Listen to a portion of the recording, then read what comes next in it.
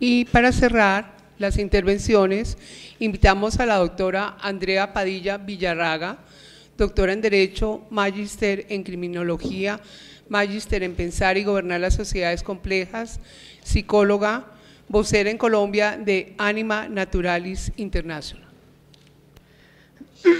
Bueno, pues muy buenas tardes, honorables magistrados, magistradas y a toda la audiencia. La tesis que desarrollaré en 5 argumentos, con base en mi investigación doctoral en Derecho titulada Nuevas concepciones jurídicas sobre los animales en América Latina, de la cosa al ser sintiente, es la que ven en pantalla, que el derecho viene construyendo una narrativa jurisprudencial sobre los derechos de los animales no humanos que trasciende el deber legal de protección animal, cuyo fundamento moral es el atributo de la sintiencia animal. Siguiente, por favor. Primer argumento, límites de las normas de protección animal. Hasta ahora, el derecho legislativo es el que ha formulado los principales mecanismos de protección animal en algunas actividades humanas mediante disposiciones penales y contravencionales. La mayoría de estas disposiciones se encuentran en las leyes de bienestar animal, sancionadas o reformadas en los últimos 12 años en 15 países de América Latina, que aunque comparten la concepción del animal como ser vivo sintiente, no traducida en los códigos civiles, adolecen de graves problemas como las excepciones al deber de protección normativa, donde entran algunos de los peores escenarios de explotación animal, la ambigüedad del principio del sufrimiento innecesario, que en vez de operar como una barrera a las conductas humanas que agreden a los animales, suele interpretarse de manera laxa en beneficio de los intereses humanos, o el cuarto alcance de las conductas prohibidas, que se limitan a mínimos vitales o ceden a condiciones bajo las cuales desaparecen. Estas características, más los problemas de implementación de las normas, han causado que la inmensa mayoría de animales permanezca en gran medida desprotegida o que su protección sea mínima, apenas para evitar las peores vejaciones en el mejor de los casos. Segundo argumento, avance del derecho constitucional. Este déficit normativo es el que ha llevado precisamente a que más ciudadanos recurran al derecho constitucional para buscar garantías de protección a los animales.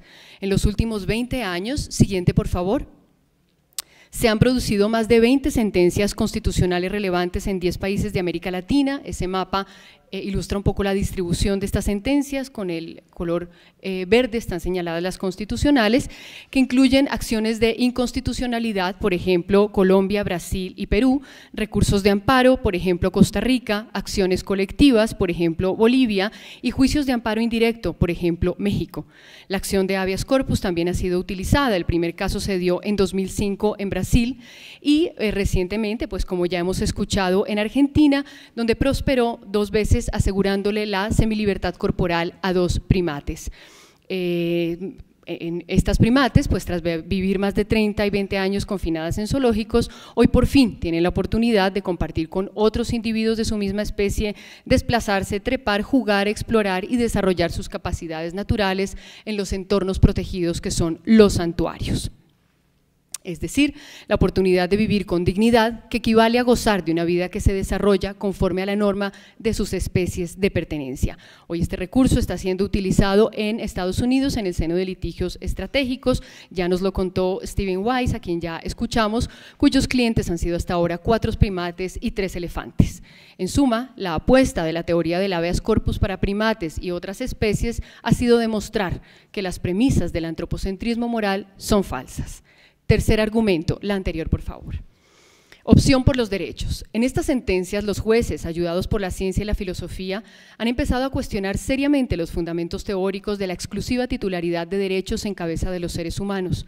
Algunos de ellos han seguido la línea del deber constitucional de protección a los animales, otros en cambio han ido más lejos al reconocer la existencia de una titularidad de ciertos derechos básicos en cabeza de algunos animales con base en las siguientes 4 premisas. Primera, la fundamentación de la titularidad de derechos en el concepto de persona, que es definido por los atributos de racionalidad y agencia moral, tiene al menos 2 fisuras.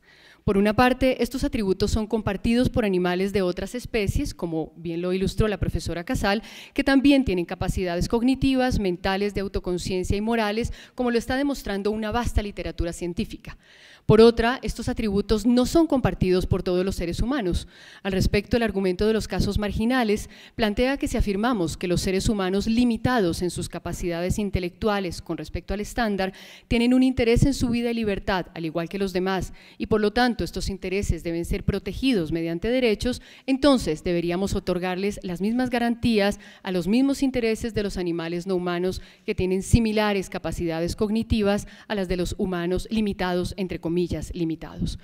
De lo contrario, podría cuestionarse los derechos de los humanos en esta condición o simplemente aceptarse que los derechos son patrimonio exclusivo de los seres humanos por una decisión arbitraria. En otros términos, que el derecho adolece de un prejuicio especista o de discriminación de los animales no humanos por el simple hecho de pertenecer a especies distintas a la Homo sapiens. Segunda premisa. Reconocerles a los animales el estatus de sujetos de derechos no implica asignarles recíprocamente deberes. Igual que sucede con algunos humanos, no necesariamente quien es titular de derechos adquiere obligaciones. Como lo plantea Martha Nussbaum, quién hace la justicia y el para quién se hace la justicia no tienen por qué coincidir. Podemos crear una teoría de la justicia en la que muchos seres vivos, humanos y no humanos, sean sujetos primarios de la justicia, aunque no tengan capacidad para participar en el procedimiento por el cual se escogen los principios políticos. Los animales, como muchos seres humanos, son pacientes morales, no agentes morales, lo que lejos de restarles valor e importancia a sus intereses fundamentales, los acrecienta en razón de su vulnerabilidad. Tercera premisa. El reconocimiento de derechos básicos a los animales no supone ninguna amenaza para los derechos de los seres humanos.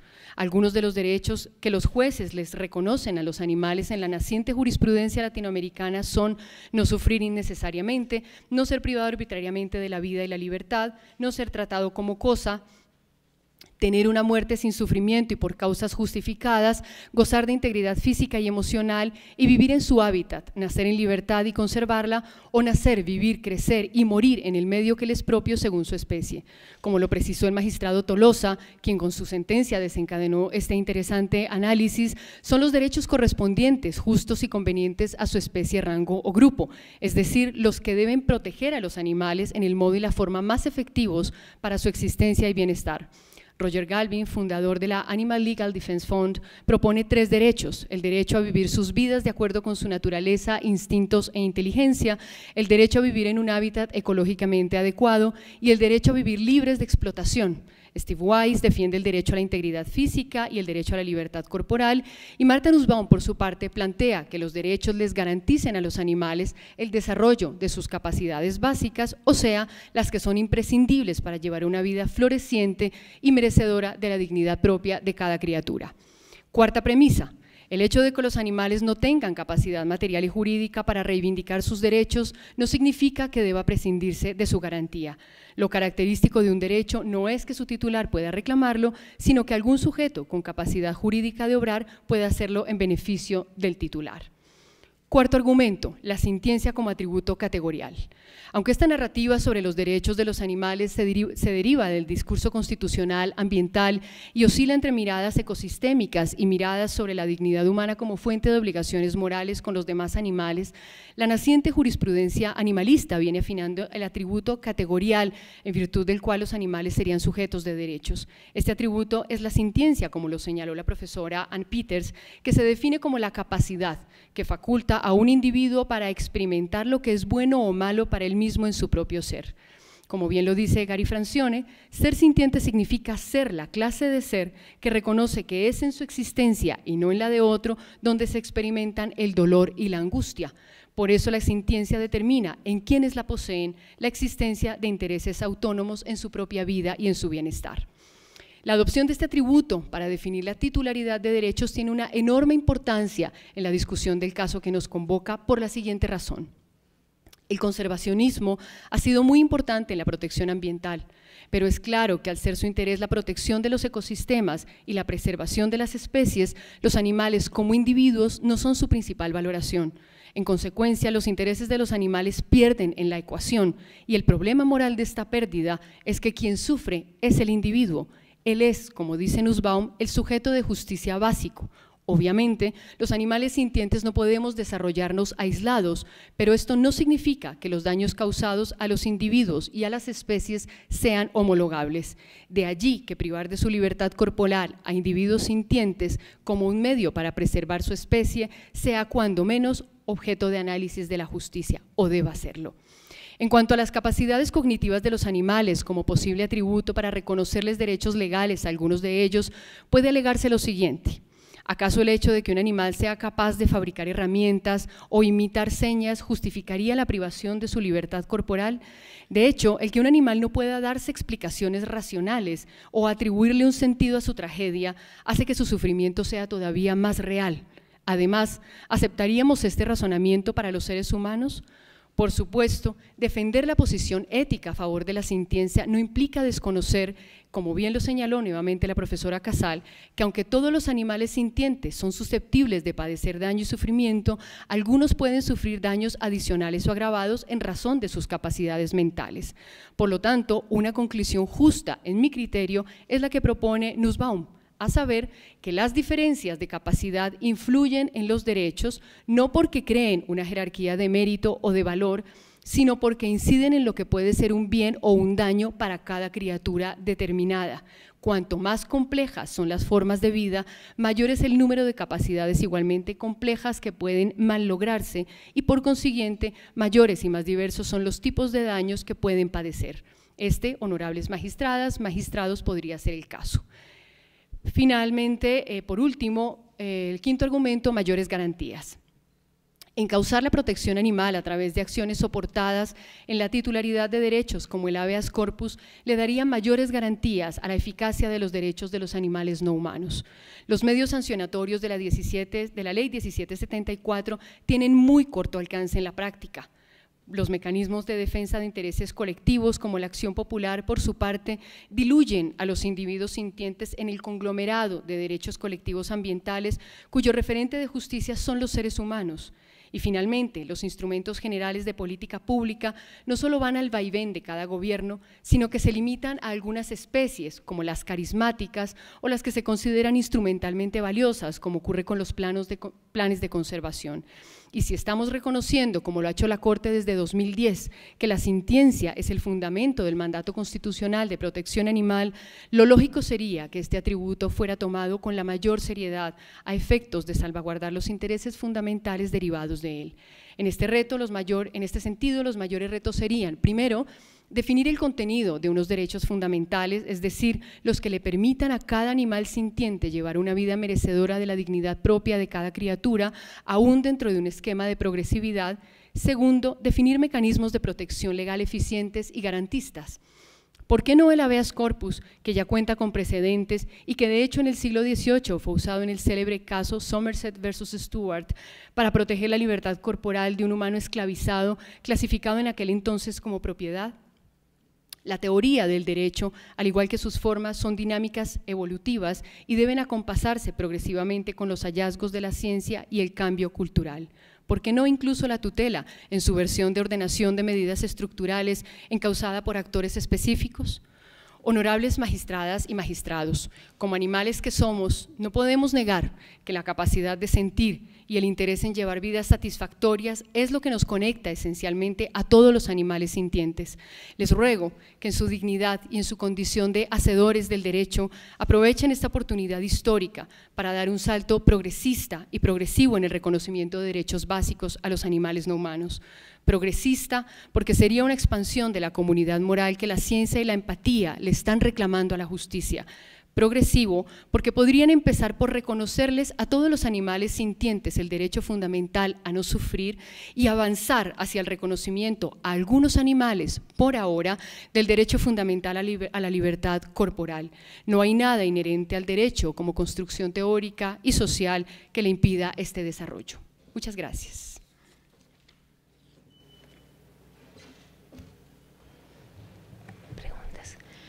Bueno, entonces no hay preguntas para este segmento, entonces agradecemos la asistencia de todos. Doy la palabra a la presidenta para clausurar la sesión. Buenas tardes, agradeciendo de manera especial a todos los asistentes, a las personas que nos siguieron a través de los medios electrónicos esta audiencia, en especial a las 20 personas que intervinieron, 5 de ellas a través de videos, los 15 asistentes intervinientes presenciales. Fue una mañana bastante ilustrativa. La audiencia se desarrolló alrededor de los 2 ejes temáticos que ya la doctora Diana esta mañana comentaba cuando abría la audiencia, la política pública de protección y conservación del oso andino.